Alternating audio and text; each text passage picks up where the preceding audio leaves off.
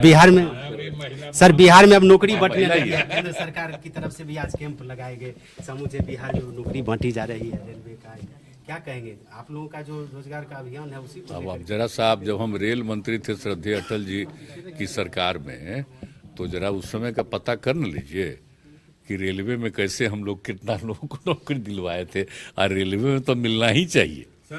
आज सबसे बड़ी बात है, वो बात और हम कहेंगे कि रेल का जो बजट था, हाउस में जब उसकी चर्चा होती थी, आपको मालूम है रात भर चलता था हाउस। हम जब उसका जितने दिन हम रहे, रात भर जब आता था बजट, और इतनी खुशी होती थी। और उस समय का समूचा अखबार को देख लीजिए, कितनी चर्चा होती थी एक एक चीज के बारे में, सब लोगों का रुख था। तो इसका जो निर्माण था, तो इसके लिए तो बताइए, रेलवे के लिए तो बहुत बड़ी चीज है ना। हम तो कहेंगे कि फिर रेलवे का तो करवाइए ना, बजट काहे के लिए अलग किए हुए। रेलवे का तो बड़ा इंपॉर्टेंस है, एक एक आदमी को आने जाने का रास्ता पहले से ही है। अब कितना ज्यादा विकसित किया गया, हम लोगों ने किया। श्रद्धेय अटल जी की सरकार में जब हमको दोबारा बनाए, हमने कहा, वो स्वीकार की, और एक एक चीज को उसके बाद जो विकसित किया गया। अब इसके बाद आगे तो और बढ़ाना ही, आबादी भी बढ़ गई, और ज्यादा बन जाए, खूब अच्छा हो जाए, एक एक चीज हो जाए, वो अच्छी चीज है।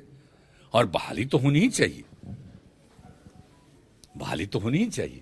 लेकिन हाँ, हम तो चाहेंगे कि भाई फिर कम से कम ये जो बजट पेश होता था रेल का, वो बजट रहना चाहिए। काहे पता नहीं क्या इन लोगों को हुआ कि उसका बजट नहीं रहने दे रहे हैं। खूब चर्चा होती थी, अब पूरे देश में उसकी चर्चा होती थी। सारे कोई पार्टी के हों, एमपी, लोकसभा में हो, राज्यसभा में, सब लोग कितना भाग लेते थे।